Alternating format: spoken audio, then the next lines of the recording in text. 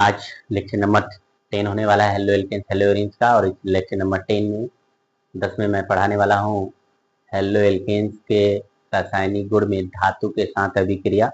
तो आइए बिना देरी के शुरू करते हैं लेक्चर नंबर 10। यहाँ पर धातु के साथ अभिक्रिया आप यहाँ पर लिख सकते हैं, यह हमारा लेक्चर नंबर 10 होने वाला है। और यहाँ पर हेलो एल्केन्स में यह आपका तीसरा है। इससे पहले आप 2 पढ़ चुके हैं और उस 2 में पढ़े हैं। पहले में नाभिक रागी प्रतिस्थापन अभिक्रिया को पढ़े हैं और दूसरा जो होता है वह विलोपन अभिक्रिया, और तीसरा जो होने वाला होता है वह धातु के साथ अभिक्रिया है। तो यहाँ पर लिख सकते हैं धातुओं के साथ अभिक्रिया।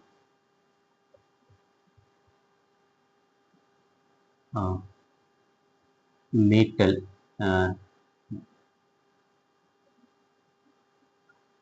धातुओं के साथ अभिक्रिया। चलिए यहाँ पर देखते हैं रिएक्शन विथ मेटल क्या होने वाले हैं। इसको इंग्लिश में लिखना चाहते तो लिख सकते हैं रिएक्शन विथ मेटल धातु के साथ अभिक्रिया। तो इस धातु के साथ अभिक्रिया में मैं आपको एक रिएक्शन से बताने वाला हूँ ग्रिग्नार्ड अभिकर्मक का निर्माण। ग्रिग्नार्ड अभिकर्मक का निर्माण, इसको आप कहते हैं फॉर्मेशन ऑफ ग्रिग्नार्ड रिएजेंट। इस प्रकार से आप लिख सकते हैं GR, मतलब ग्रिग्नार्ड रिएजेंट होता है। अब देखिए होता क्या है, यहाँ पर कैसे बनते हैं। जो ग्रिग्नार्ड अभिकर्मक होता है इसी को हम लोग कहते हैं कार्ब धात्विक यौगिक, आर्गेनो मेटेलिक कंपाउंड।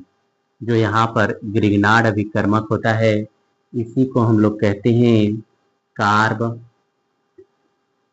धात्विक यौगिक, और इसी को इंग्लिश में कहते हैं organometallic compound. Organometallic compound. अब बनता कैसे है यहाँ पर, तो सबसे पहले यहाँ पर हमारे पास कोई एल्किल हैलाइड्स होता है। तो जैसे कि सिंपली मैं यहाँ पर एक normal case alkyl halide RX लिया, साथ में धातु के रूप में मैं मैग्नीशियम ले रहा हूँ, और जो अभिक्रिया यह होती है वह ईथर की उपस्थिति में होती है। यहाँ पर जो हमारे पास होता है वह होता है शुष्क ईथर। इस प्रकार से तो आप लिख सकते हैं कि एल्किल हैलाइड की अभिक्रिया शुष्क ईथर की उपस्थिति में मैग्नीशियम धातु के साथ कराने पर एक ही यौगिक प्राप्त होता है जिसे हम ग्रिग्नार्ड अभिकर्मक या कार्ब धात्विक यौगिक कहते हैं। तो यहाँ पर बनेगा क्या, तो यहाँ पर देखिए हमारे पास बनता है RMgX। इस प्रकार से अब तक आपने देखा था कि जो भी R था वह एक पार्शियली पॉजिटिव चार्ज होता है, लेकिन यहाँ पर जो R होता है यह एक पार्शियली निगेटिव चार्ज के रूप में रहता है। अर्थात यहाँ पर जो R बनता है, यह हमारे पास जो बना हुआ उत्पाद है यही आपका ग्रिग्नार्ड अभिकर्मक होता है। और इस ग्रिग्नार्ड अभिकर्मक में जो R होता है अब वह निगेटिव चार्ज होता है। मैग्नीशियम के पास पॉजिटिव चार्ज होते हैं, 2 पॉजिटिव चार्ज होते हैं। तो एक पॉजिटिव चार्ज इस R के साथ ऐड हो गया और एक पॉजिटिव चार्ज इस हैलाइड के साथ हो जाता है। कुछ इस प्रकार से हमारे पास होता है। तो आप इसे ध्यान देंगे, याद रहे आपको। अब यहाँ पर जो R होता है ग्रिग्नार्ड अभिकर्मक में जो R होता है वह निगेटिव के रूप में रहता है।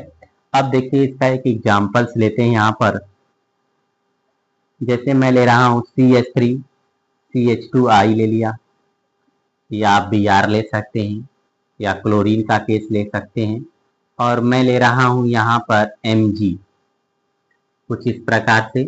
और हमारे पास क्या है, शुष्क ईथर है, शुष्क ईथर। तो यहाँ पर बनेगा क्या, यहाँ पर हमारे पास बनेगा CH2 MgI बन जाएगा कुछ इस प्रकार से। अगर आप वहीं पर Br लेते तो यहाँ पर क्या बन जाता, Br हो जाता। तो यहाँ पर भी यह दो पार्ट्स में, या निगेटिव पार्ट या पॉजिटिव और या नेगेटिव पार्ट्स में। और यहाँ पर भी जो बना है वो हमारे पास एक प्रकार का क्या है, ग्रिग्नार्ड रिएजेंट ही है, मतलब एथिल मैग्नीशियम आयोडाइड इसको कहते हैं। यह हमारे पास एथिल का हिस्सा हो गया, एथिल मैग्नीशियम आयोडाइड। आप नाम लिखना चाहते तो लिख सकते हैं, यह हो जाएगा आपका एथिल मैग्नीशियम आयोडाइड, इस प्रकार से इसका नाम हो जाएगा। तो आपने देखा ग्रिग्नार्ड अभिकर्मक क्या होता है, उसका निर्माण कैसे होता है। तो आप याद रखें कि ग्रिग्नार्ड अभिकर्मक का निर्माण जो होता है वो एल्किल हैलाइड की अभिक्रिया शुष्क ईथर की उपस्थिति में किसी धातु के साथ करने पर हमारे पास क्या बनता है, ग्रिग्नार्ड अभिकर्मक RMgX का निर्माण होता है। अब आइए इसी के अंतर्गत अभिक्रिया पढ़ते हैं, धातु के साथ ही अभिक्रिया। एक होता है फ्रैंकलैंड अभिक्रिया, इसको हम पढ़ते हैं। क्या होता है फ्रैंकलैंड रिएजेंट अभिकर्मक सॉरी,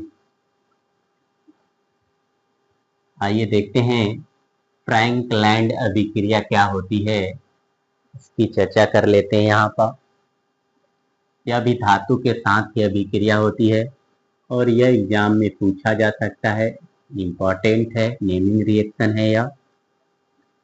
तो हेडिंग आप डाल सकते हैं फ्रैंकलैंड अभिक्रिया।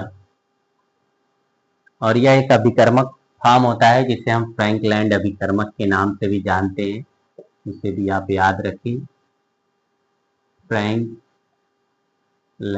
रिएजेंट रिएक्शन आप लिखिए यहाँ पर, पहले जो बनेगा वह फ्रैंकलैंड अभिकर्मक बनता है। अर्थात इस अभिक्रिया के अंतर्गत जो होता है हमारे पास क्या होता है, एक अभिकर्मक का फॉर्मेशन होता है जिसे फ्रैंकलैंड अभिकर्मक कहते हैं। अब होता क्या है यहाँ पर, तो यहाँ पर हमारे पास होता है C2H5I डाई एथिल आयोडाइड, इसको कहते हैं हम लोग। यह हमारे पास है डाई एथिल आयोडाइड। अब इस डाई एथिल आयोडाइड की अभिक्रिया जिंक के साथ करते हैं, 2 मॉलिक्यूल जिंक के साथ करते हैं।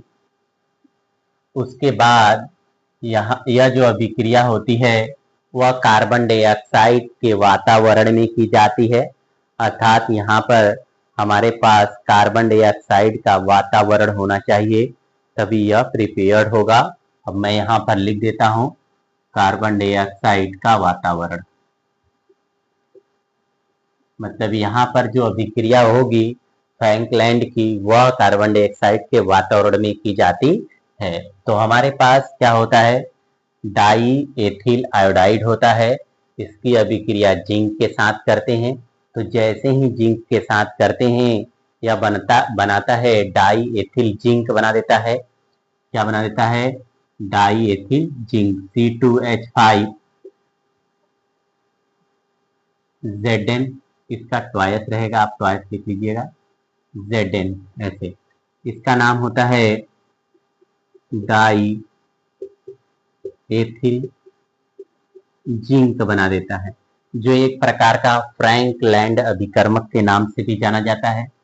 और साथ में यहाँ पर बनता है जिंक आयोडाइड ZnI2, इस प्रकार से बन जाता है। तो यह अभिक्रिया क्या कहलाती है, फ्रैंकलैंड अभिक्रिया कहलाती है। अर्थात किसे कहेंगे फ्रैंकलैंड अभिक्रिया, डाई एथिल आयोडाइड की अभिक्रिया कार्बन डाइऑक्साइड वातावरण में जिंक के साथ करने पर डाई एथिल जिंक बनता है, और यह अभिक्रिया क्या कहलाती है, फ्रैंकलैंड अभिक्रिया कहलाती है। और बनने वाला उत्पाद फ्रैंकलैंड अभिकर्मक होता है। अर्थात यह जो बना होता है इसी को हम कहते हैं फ्रैंकलैंड फ्रैंकलैंड अभिकर्मक, तो आप इसे याद रखें। अब नेक्स्ट रिएक्शन है वुड्स रिएक्शन। कि वुड्स रिएक्शन क्या होते हैं, इसमें हम बताते हैं आपको वुड्स रिएक्शन में क्या होता है। तो आप हेडिंग डाल सकते हैं वुड्स अभिक्रिया। यह अभिक्रिया भी इंपॉर्टेंट है, याद रखिए। वुड्स अभिक्रिया क्या होता है, वुड्स रिएक्शन।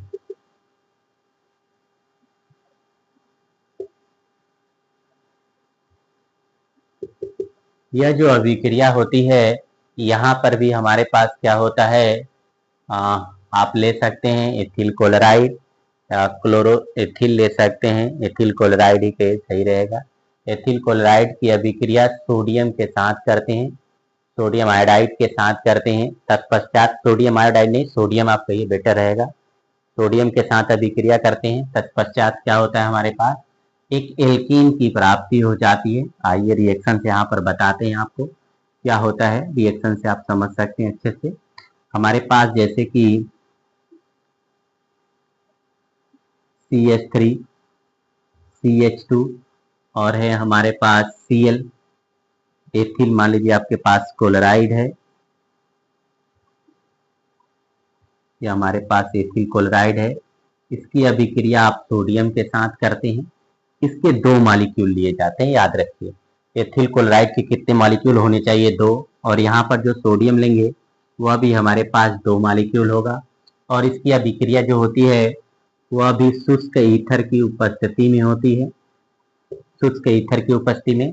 तो वुड्स अभिक्रिया क्या होता है, आप सोचिए, डाई एथिल क्लोराइड की अभिक्रिया सोडियम के साथ शुष्क ईथर की उपस्थिति में करने पर एल्केन की प्राप्ति होती है।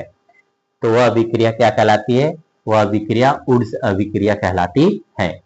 तो यहाँ पर हमारे पास जो बनेगा वह बनने वाला है CH3 CH2 CH2 CH3, मतलब एक प्रकार का N ब्यूटेन प्राप्त होगा। क्या बनेगा, N ब्यूटेन बनेगा। साथ में हमारे पास सोडियम क्लोराइड के 2 मॉलिक्यूल बाहर निकल जाएंगे, कुछ इस प्रकार से। तो आपने देखा धातु के साथ अभिक्रिया में 3 अभिक्रिया, एक ग्रिग्नार्ड अभिकर्मक आपने बनाया, RMgX बनाया, और दूसरा फ्रैंकलैंड अभिक्रिया क्या होती है, और साथ में तीसरा वुड्स अभिक्रिया। यह तीनों रिएक्शन काफी इंपॉर्टेंट है।